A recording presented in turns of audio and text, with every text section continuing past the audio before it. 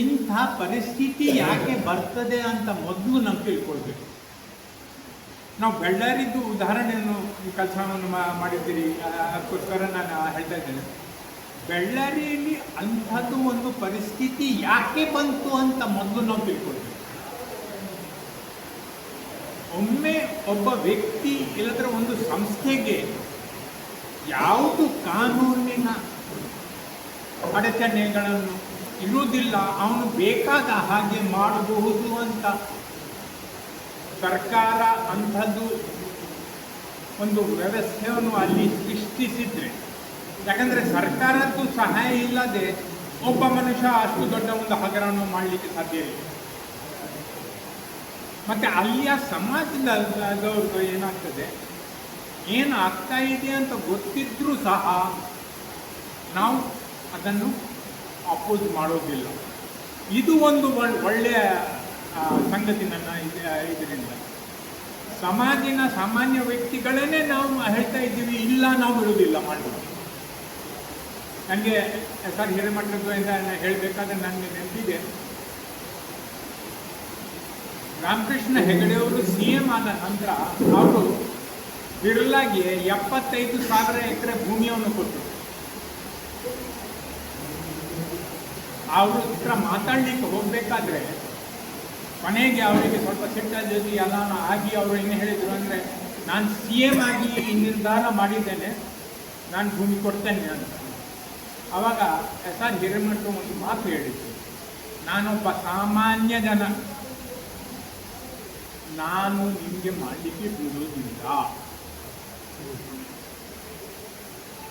Chief ಮಿನಿಸ್ಟರ್ಗಿಂತ power ಹೆಚ್ಚು ನಮಗೆ, ನಾನು ಬಿಡೋದಿಲ್ಲ ನಿಮಗೆ ಮಾಡಲಿಕ್ಕೆ ಅಂತ ಹೇಳಿಯೇ ನಾವು ಮೀಟಿಂಗಿಂದ ಹೊರಗೆ ಬಂದಿದ್ವಿ.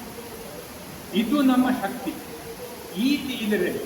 ಆದರೆ ಇದನ್ನು ಪ್ರಯೋಗ ಮಾಡಬೇಕಂತ, ಉಪಯೋಗ ಮಾಡಬೇಕಂತ ಆದರೆ ನಮಗೆ ಇದರದ್ದು ಧರ್ಮಸ್ಥಳದ ಬಗ್ಗೆ ಕ್ಲಿಯರ್ ಆದ ಒಂದು ಚಿತ್ರಣ ಬೇಕು. ಸಣ್ಣ ರೀತಿಯಲ್ಲಿ ಹೇಳಬೇಕಾದ್ರೆ ಧರ್ಮಸ್ಥಳದ ದೇವಸ್ಥಾನದ ಹೆಸರೇನು, ಯಾರು ಬೇಕಾದ್ರು ಯಾವುದು ಹೆಸರು ಅದನ್ನು ಹೇಳಿದರೆ ನಿಮಗೆ ಆಶ್ಚರ್ಯ ಆಗ್ಬೇಕಾದ್ರೆ ಅದು ಶ್ರೀ ಮಂಜುನಾಥ ಸ್ವಾಮಿ ದೇವಸ್ಥಾನ ಸಹ ಅಲ್ಲ, ಶ್ರೀ ಕ್ಷೇತ್ರ ದೇವಸ್ಥಾನ ಅದನ್ನು ನಾವು ಉಪಯೋಗ ಮಾಡುವಂಥದ್ದು. ಆದರೆ ಇದು ಅಫಿಷಿಯಲ್ ಹೆಸರು ದ ಇನ್ಸ್ಟಿಟ್ಯೂಷನ್ ಆಟ್ ಧರ್ಮಸ್ಥಳ. ಇದು ಗೌರ್ಮೆಂಟಿನ ಜೊತೆಗೆ ರಿಜಿಸ್ಟರ್ ಮಾಡಿದ ನಂತರ ಆ ಎಂಡೌಮೆಂಟಿನ ಹೆಸರು. ಇದು ಯಾರು ಹೇಳ್ತಾ ಇದ್ದಾರೆ? ಇದು ಅಲ್ಲಿಯ ಸೋಲ್ ಟ್ರಸ್ಟಿ ಯಾರು, ವೀರೇಂದ್ರ ಹೆಗಡೆ ಅವರು ಹೇಳ್ತಾ ಇದ್ದಾರೆ. ಇದು ದೇವಸ್ಥಾನದ ಹೆಸರು ದ ಇನ್ಸ್ಟಿಟ್ಯೂಷನ್ ಆಟ್ ಧರ್ಮಸ್ಥಳ. ಇದರ ಹೆಸರಿನಲ್ಲಿ ಅವರು ಇನ್ಕಮ್ ಟ್ಯಾಕ್ಸಿನ ಎಕ್ಸೆಂಪ್ಷನ್ ತಗೊಂಡಿದ್ದಾರೆ. ಅಲ್ಲಿ ಅವರು ಅರ್ಜಿ ಕೊಟ್ಟು ಎಕ್ಸೆಂಪ್ಷನ್ ತಗೊಳ್ಬೇಕಾದ್ರೆ ಒಂದು ಪಬ್ಲಿಕ್ ಟೆಂಪಲಿಗೆ ಕೊಡುವಂಥ ಎಕ್ಸೆಂಪ್ಷನ್, ಇನ್ಕಮ್ ಟ್ಯಾಕ್ಸ್ ಎಕ್ಸೆಂಪ್ಷನ್ ಅನ್ನು ಬರ್ಕೊಂಡಿದ್ದಾರೆ. ಸೆಕ್ಷನ್ 1023C5 ಅದು ಎಲ್ಲ ವಿವರಗಳನ್ನು ಇದರಲ್ಲಿ ಇದೆ. ಆ ಪಬ್ಲಿಕ್ ಟೆಂಪಲ್ ಅನ್ನು ಇವತ್ತಿಗೆ ಸಹ ನೀವು ಎಲ್ಲಿ ಮಾತಾಡಿದ್ರು, ಇನ್ಕ್ಲೂಡಿಂಗ್ ನಮ್ಮ ಮಿನಿಸ್ಟರ್ಗಳು, ಅದು ಒಂದು ಖಾಸಗಿ ಸಂಸ್ಥೆ. ಧರ್ಮಸ್ಥಳ ಒಂದು ಖಾಸಗಿ ಸಂಸ್ಥೆ ಅಲ್ಲ, ಅದು ಒಂದು ಹಿಂದೂ ಪಬ್ಲಿಕ್ ದೇವಸ್ಥಾನ. ಅದನ್ನು ನಾವು ಇದನ್ನು ಮಾಡಬೇಕು. ಅವರು ಬೇಕಾದರೆ ಬೇರೆ ಬೇರೆ ರೀತಿಯಲ್ಲಿ ಏನೇನು ಹೇಳಿದ್ದಾರೆ ಅದರ ಬಗ್ಗೆ ನಾವು ಹೆಚ್ಚು ಗಮನಿಸುವಂಥದ್ದು ಅವಶ್ಯಕತೆ ಇಲ್ಲ. ಇದು ಜೈನ, ಇದು ದೇವಸ್ಥಾನವೇ ಅಲ್ಲ, ಎಲ್ಲ ಕಡೆ ಅವರು ಬೇರೆ ಬೇರೆ ರೀತಿಯ ಮಾತನ್ನು ಹೇಳ್ತಾರೆ. ಅದನ್ನು ನಮಗೆ ಇದನ್ನು ಮಾಡಬೇಕಾದ್ರೆ ನಮಗೆ ಗೊತ್ತಿದೆ ಅದು ಏನು, ಅದು ಒಂದು ಹಿಂದೂ ದೇವಸ್ಥಾನ. ಮತ್ತು ಪಬ್ಲಿಕ್ ದೇವಸ್ಥಾನ ಆದ ಕಾರಣ is publicly accountable for it. Accountable ಮಾತ್ರ ಅಂದರೆ ಹಣಕಾಸದ್ದು ಮಾತ್ರ ಅಲ್ಲ, ಅದು ಹೇಗೆ ನಡೆಸ್ತಾ ಇದ್ದಾರೆ ಅದನ್ನು ಸಮೇತ ಅದರಲ್ಲಿ ಬರ್ತದೆ. ನಾನ್ ಫೈನಾನ್ಷಿಯಲ್ ಮತ್ತು ಫೈನಾನ್ಷಿಯಲ್ ಎಂದು ಹೇಳಬೇಕಾದ್ರೆ ದೊಡ್ಡ ರೀತಿಯಲ್ಲಿ ಒಂದು ದೇವಸ್ಥಾನದ ಹಣವನ್ನು, ಪಬ್ಲಿಕ್ ದೇವಸ್ಥಾನದ ಹಣವನ್ನು ಒಂದು ಕುಟುಂಬ ಒಂದು ವ್ಯಕ್ತಿ ದುರುಪಯೋಗ ಮಾಡ್ತಾ ಇದ್ದೇನೆ, ಇದನ್ನು ಪಬ್ಲಿಕ್ಲಿ ಹೇಳಲಿಕ್ಕೆ ನಮಗೆ ಏನು ಇದಿಲ್ಲ, ಯಾಕಂದರೆ ನಮ್ಮ ಹತ್ರ ದಾಖಲೆ ಇದೆ. ಆ ದೇವಸ್ಥಾನದ 4,000 ಎಕರೆ ಭೂಮಿಯನ್ನು ಅವರು ಲ್ಯಾಂಡ್ ರಿಫಾರ್ಮ್ಸ್ ಆ್ಯಕ್ಟಿನ ಸಮಯದಲ್ಲಿ 1974ರಲ್ಲಿ ಇದು ಎಲ್ಲ ಭೂಮಿಯನ್ನು ನನ್ನ ಕುಟುಂಬದ ಆಸ್ತಿ ಅಂತ ಮಾಡಿಕೊಂಡಿದ್ದಾರೆ. ಇದಕ್ಕಿಂತ ದೊಡ್ಡ ಫ್ರಾಡು ಬೇರೆ ಯಾವುದೂ ಇಲ್ಲ. ಮತ್ತು ಈ ಫ್ರಾಡಿನ ಬಗ್ಗೆ ಈಗಿನ ಚೀಫ್ ಮಿನಿಸ್ಟ್ರಿಗೆ ಹೇಳಿದ್ರು ಇಲ್ಲಿಯ ಶಾಸಕರು, ಅವರದ್ದೇ ಪಾರ್ಟಿಯ ಮನುಷ್ಯ ವಸಂತ ಬಂಗೇರರು. Land tribunal, Karnataka land tribunal, Belthangady land tribunal, Karnataka land reforms act ಪ್ರಕಾರ ಅದರದ್ದು ಎಕ್ಸ್ ಆಫೀಸಿಯೋ ಮೆಂಬರ್, ಅವರು ಆರ್ಡರನ್ನು ಸೈನ್ ಮಾಡಲಿಲ್ಲ. ಸೋಮನಾಥ್ ನಾಯ್ಕರಿಂದ ಒಂದು ಕಂಪ್ಲೇನನ್ನು ತಗೊಂಡು ಸ್ವತಃ ಅದಕ್ಕೆ ಒಂದು ಕವರಿಂಗ್ ಲೆಟರನ್ನು ಬರೆದು ಸ್ವತಃ ಹೋಗಿ ಚೀಫ್ ಮಿನಿಸ್ಟ್ರು ಮತ್ತು ರೆವಿನ್ಯೂ ಮಿನಿಸ್ಟ್ರನ್ನ ಕೈಗೆ ಕೊಡ್ತಾರೆ. ಇದನ್ನು ತನಿಖೆ ಆಗಬೇಕು, ದೊಡ್ಡ ಫ್ರಾಡ್ ಆಗ್ತಾ ಇದೆ ಅಂತ ಹೇಳಿ ಆ ಕಾಲದಲ್ಲಿ ಸುಮಾರು 13 ವರ್ಷ 14 ವರ್ಷ ಹಿಂದೆ ಅವರು ಅದನ್ನು ಮಾಡ್ತಾರೆ. ಆವಾಗಿನ ಚೀಫ್ ಮಿನಿಸ್ಟ್ರು ಇದೇ ಸಿದ್ದರಾಮಯ್ಯವರು 1/1/2014 ಅವರು ಒಂದು ಆದೇಶವನ್ನು ಮಾಡ್ತಾರೆ. ಇದನ್ನು ತನಿಖೆ ಮಾಡಲಿಕ್ಕೆ ಅವರು ಪ್ರಿನ್ಸಿಪಲ್ ಸೆಕ್ರೆಟರಿ ರೆವಿನ್ಯೂಗೆ ಕೊಡ್ತಾರೆ, ಇದನ್ನು ತನಿಖೆ ಆಗಬೇಕು ಅಂತ. ಆದರೂ ಸಹ ಇವತ್ತು ತನಕ 13 ವರ್ಷದಲ್ಲಿ ಆ ತನಿಖೆ ಆಗಲಿಲ್ಲ. ಅದರ ಬಗ್ಗೆ ವಿವರವಾಗಿ ಸಾಕ್ಷಾತ್ ಇದನ್ನು ಮಾಡಿ ಎಲ್ಲಾನು ಪದೇ ಪದೇ ಪ್ರತಿ 2 ವರ್ಷದಲ್ಲಿ ನಾವು ಹೇಳ್ತಾ ಇದ್ದೇವೆ, ಮಾಡ್ತಾ ಇದ್ದೇವೆ.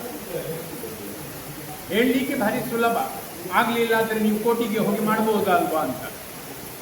ಆದರೆ ಕೋರ್ಟಿಗೆ ಹೋಗುವಂಥದ್ದು ಎಷ್ಟು ಕಷ್ಟದ ವಿಷಯ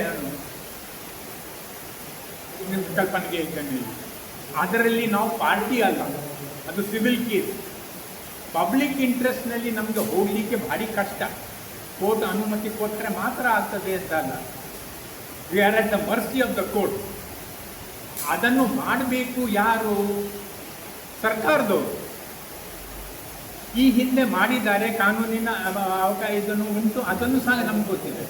ಆದರೆ ಯಾವ ಸರ್ಕಾರರು ಬಂದಿದೆ, ಇದು ನಾನು ಕಾಂಗ್ರೆಸ್ಸು ಇದು ಅಂತ ಹೇಳ್ತಾ ಇಲ್ಲ, BJP ಆಗಲಿ ಕಾಂಗ್ರೆಸ್ ಆಗಲಿ JDS ಆಗಲಿ ಯಾವ ಪಾರ್ಟಿಯವರು ಬಂದರೂ ಸಹ ವೀರೇಂದ್ರ ಹೆಗಡೆಯವರ ಮೇಲೆ ಕ್ರಮವನ್ನು ಅವರು ತೆಗೊಳ್ಳೋದಕ್ಕೆ ತಯಾರಿಲ್ಲ. ಒಂದು ವಿಷಯದಲ್ಲಿ ಮಾತ್ರ ಅಲ್ಲ, ಲೇಬರ್ ಲಾ ಆಗಲಿ, ಪ್ರಾವಿಡೆಂಟ್ ಫಂಡ್ ಆಗಲಿ, ಗ್ರ್ಯಾಚ್ಯುಟಿ ಆಗಲಿ, ಮಿನಿಮಮ್ ವೇಜಸ್ ಆಗಲಿ, ರಿಸರ್ವೇಷನ್, ದಲಿತರಿಗೆ ಕೊಡುವಂಥ ರಿಸರ್ವೇಷನ್ ಆಗಲಿ, ಯಾವುದು ಕಾನೂನು ಅವರ ಮೇಲೆ ಅನ್ವಯ ಆಗ್ತಾ ಇಲ್ಲ. ಅದು ಮಾತ್ರ ಅಲ್ಲ, land revenue act, land grant act, environment act, water act, air act, ಯಾವುದು ವಿಷಯವನ್ನು ನೀವು ತೆಕ್ಕೊಂಡ್ರೆ ಯಾವುದು ಕಾನೂನುಗಳನ್ನು ಅವರು ಪಾಲನೆ ಮಾಡೋದಿಲ್ಲ. ಅವರ ಮೇಲೆ ಸರ್ಕಾರದವರು ಇಷ್ಟುವರೆಗೆ ಅಂದರೆ ಕರ್ನಾಟಕ ಮನಿ ಲೆಂಡರ್ಸ್ ಆ್ಯಕ್ಟಿನ ವಿರುದ್ಧವಾಗಿ ಭಾರತದ ಎಲ್ಲಕ್ಕಿಂತ ದೊಡ್ಡ ಒಂದು ಸಂಸ್ಥೆ ಅದು. ಅವರು ಕರ್ನಾಟಕ ರಾಜ್ಯ ಮತ್ತು ಕಾಸರಗೋಡು ಜಿಲ್ಲೆ ಬಿಟ್ಟು ಬೇರೆ ಎಲ್ಲಿಯೂ ಕೆಲಸ ಮಾಡೋದಿಲ್ಲ. ಬಟ್ ಆಲ್ ಇಂಡಿಯಾ ಬೇಸಿಸು ಅವರು one of the largest money lenders ಇದು. ಅದು ಸಹ ಇಲ್ಲೀಗಲ್ ಆಪರೇಷನ್. ಅದನ್ನು ಅಪ್ರಿಷಿಯೇಟ್ ಮಾಡಲಿಕ್ಕೆ ರಾಹುಲ್ ಗಾಂಧಿ ಆಗಲಿ, ನಿರ್ಮಲಾ ಸೀತಾರಾಮನ್ ಆಗಲಿ, ಕೇಜ್ರಿವಾಲ್ ಆಗಲಿ ಎಲ್ಲರೂ ಬಂದು ಶಬಾಸ್ ತುಂಬ ಒಳ್ಳೆಯದು, ಕಾನೂನಿನ ಉಲ್ಲಂಘನೆ ಮಾಡಿ ಮನಿ ಲೆಂಡಿಂಗ್ ಮಾಡ್ತಾ ಇದ್ದೀರಲ್ವಾ, ಶಬಾಸ್ ಅಂತ ಹೇಳಿ ಹೋಗಿದ್ದಾರೆ. ನಾವು ಕ್ರಮ ಪ್ರಕಾರ ಈಗ ಹೋಗಿ ಕೇಸ್ ಮಾಡಿದ್ದೀವಿ. ಆದರೆ ನಮ್ಮ ನ್ಯಾಯಾಂಗದ ಸಿಸ್ಟಮ್ ಏನು ಅಂದರೆ ಅವರಿಗೆ ಬೇಕಾದ ಇದನ್ನು ಅವರು ಈಗ 10 ವರ್ಷಕ್ಕಿಂತ ಮೇಲೆ ಅದನ್ನು ಅವಾಯ್ಡ್ ಮಾಡ್ತಾ ಇದ್ದಾರೆ.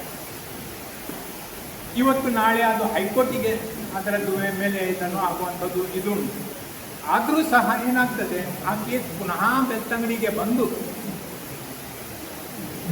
ಮೊದಲಿಂದ ಕೆಳಗಿಂದ ಆ ಎನ್ಕ್ವೈರಿ ಆಗುವಂಥದ್ದು ಪ್ರಾರಂಭ ಆಗ್ತದೆ. ಟೈಮ್ ಯಾವಾಗಲೂ ಅವರ ಫೇವರ್ನಲ್ಲಿ ಇದೆ. ಅವರಿಗೆ ಈಗ ಎಲ್ಲ ವಿಷಯಗಳನ್ನು ಡಿಲೇ ಮಾಡುವಂಥದ್ದು ಮಾತ್ರ ಅವರಿಗೆ ಅವಕಾಶ ಇದೆ. ಆದರೆ ಇವತ್ತು ಅಲ್ಲ ನಾಳೆ ಈ ಕಾನೂನಿನ ಇದರಲ್ಲಿ ಅವರು ಜೈಲಿಗೆ ಹೋಗಲೇಬೇಕು, ಬೇರೆ ಬೇರೆ ಕಾನೂನಿಂದ. ಆಗೋದೇನಂದರೆ ಇತ್ತೀಚೆಗೆ 21ನೇ ಜನವರಿ ಈ ವರ್ಷದಲ್ಲಿ ಹರ್ಷೇಂದ್ರ ಅವರ ತಮ್ಮ ಸರ್ಕಾರದಿಂದ 7 ಎಕರೆ ಜಾಗೆ 7.59 ಎಕರ್ಸ್ ಜಾಗೆ ನಾನು ಭೂರಹಿತ ಬಡವ ಅಂತ ಹೇಳಿ 72ನೇ ಇಸ್ವಿಯಲ್ಲಿ ತಗೊಂಡಿದ್ದಾರೆ. ಇದನ್ನು ಆಗಬೇಕಾದ್ರೆ ಸುತ್ತಲೂ ಇದನ್ನು ಮಾಡಿ 10 ವರ್ಷ ನಂತರ 21 ಜನವರಿ AC ಕೋರ್ಟ್ನಲ್ಲಿ ತಿರುಪಾಗಿದೆ. ಬೈ ಫ್ರಾಡ್ ಅವರು ಒಪ್ಟೇನ್ ಮಾಡಿದ್ದಾರೆ. ಅದಕ್ಕೋಸ್ಕರ ಈ ಲ್ಯಾಂಡ್ ಗ್ರಾಂಟ್ ಅನ್ನು ಕ್ಯಾನ್ಸಲ್ ಮಾಡಿದ್ದೀವಿ. ಅದು ಪುನಃ ಅವರು ಅಪೀಲಿಗೆ ಹೋಗಿದ್ದಾರೆ.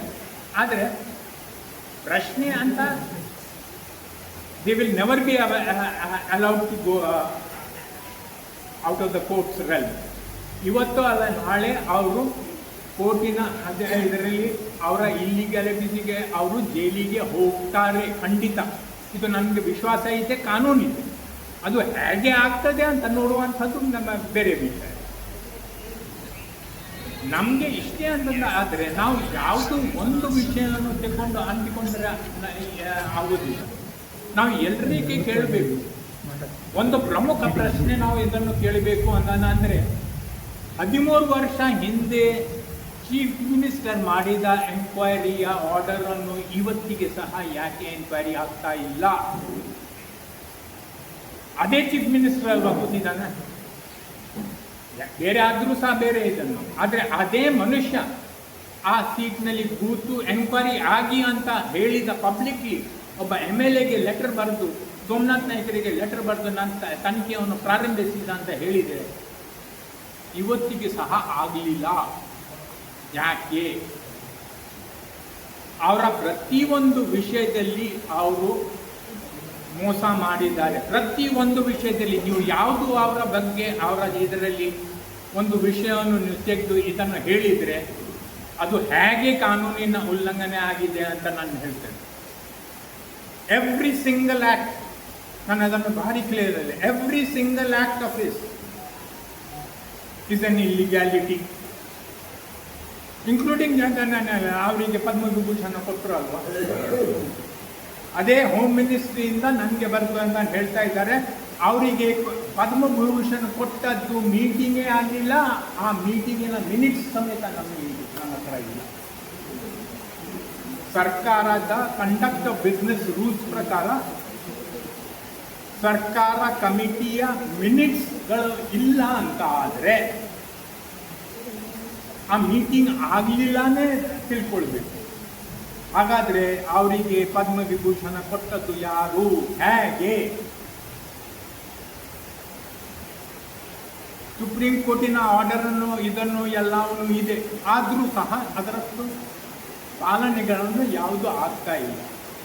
ನಮ್ಮ ಮೇನ್ ಉದ್ದೇಶ ಈಗೇನಂದರೆ ಒಂದು ಅಲ್ಲ, ಎರಡು ಅಲ್ಲ, ಸಾಧಾರಣ 20 ಕಾನೂನಿನ ಲಿಸ್ಟನ್ನು ನಾವು ಮಾಡಿದ್ದೀವಿ. ಮತ್ತು ಅದನ್ನು ಸರ್ಕಾರಕ್ಕೆ ಅಫಿಷಿಯಲಿ ಅವರು ಕೇಳಿದ್ದಕ್ಕೆ, ಕಾಗೋಡು ತಿಮ್ಮಪ್ಪ ಅವರು ಕೇಳಿದ್ದಕ್ಕೆ ನಾವು ಅದನ್ನು ಒಂದು ಪುಸ್ತಕ ರೂಪದಲ್ಲಿ ಸ್ಟೇಟ್ಮೆಂಟು, ಉದ್ದ ಸ್ಟೇಟ್ಮೆಂಟನ್ನು, ಇದರಲ್ಲಿ ಎಲ್ಲ ಕಾನೂನಿನ ಉಲ್ಲಂಘನೆ, ಎಷ್ಟು ಕಾನೂನಿನ ಉಲ್ಲಂಘನೆ ಇದೆ ಅಂತ ಹೇಳಿ ಕೊಟ್ಟು ಅದಕ್ಕೆ ದಾಖಲೆಗಳನ್ನು, ಸರ್ಕಾರಿ ದಾಖಲೆಗಳನ್ನು 90-100 ದಾಖಲೆ ಇದೆ, ಅದನ್ನು ಕೊಟ್ಟಿದ್ದೀವಿ. 10 ವರ್ಷ ಆಯಿತು, ಸರ್ಕಾರದಿಂದ ಯಾವ ಕ್ರಮ ಇಲ್ಲ. ನಮಗೆ ಈಗ ನಮ್ಮ ಕೆಲಸ ಏನಂದರೆ ಈ ಎಲ್ಲ ವಿಷಯಗಳನ್ನು ಒಟ್ಟಾಗಿ, ಎಲ್ಲ ವಿಷಯಗಳನ್ನು, ಒಂದು ಯಾವುದೂ ಇಲ್ಲ, ಪದ್ಮಲತಾ ಮಾತ್ರ ಅಲ್ಲ, ಸೌಜನ್ಯ ಮಾತ್ರ ಅಲ್ಲ, ಮಹಿಳಾ ದೌರ್ಜನ್ಯ ಮಾತ್ರ ಅಲ್ಲ, ನಮಗೆ ನ್ಯಾಯ ಸಿಗಬೇಕಂತಾದರೆ ವೀರೇಂದ್ರ ಹೆಗಡೆ ಜೈಲಿಗೆ ಹೋಗಬೇಕು. ಒಂದು ವಿಷಯದಲ್ಲಿ ಅಲ್ಲ, 10-20 ಕಾನೂನುಗಳನ್ನು ಉಲ್ಲಂಘನೆ ಆಗಿದೆ. ಸುಳ್ಳಿನ ನಂತರ ಸುಳ್ಳು ಹೇಳಿ ಅವ್ರದ್ದು ಈ ರಾಜ್ಯವನ್ನು ಸ್ಥಾಪನೆ ಮಾಡಿದ್ದಾರೆ. ಇದನ್ನು ನಾವು ಮುರಿಲೇಬೇಕು. ಹೇಗೆ ಅಂತ ಇದನ್ನು ಮಾಡಬೇಕಾದ್ರೆ ಅಲ್ಲಿ ಬರೋದ್ರಿಂದ ಕೆಲವರು ಒಂದು ವಿಷಯನ ಇದು ಮಾಡ್ತಾರೆ, ಕೆಲವರು ಇನ್ನೊಂದು ವಿಷಯವನ್ನು ಮಾಡ್ತಾರೆ. ಸ್ವಲ್ಪ ನಮ್ಮಲ್ಲಿ ಒಂದೇ ಇದೆ ಬ್ಯಾನರ್ನಲ್ಲಿ ಮಾಡಬೇಕು ಅಂತ ನಾನು ಹೇಳ್ತಾ ಇಲ್ಲ. ನಮ್ಮ ಇದರಲ್ಲಿ ನಮಗೆ ಹೇಗೆ ಆಗ್ತದೆ ಅಂತ ನಾವು ಒಂದು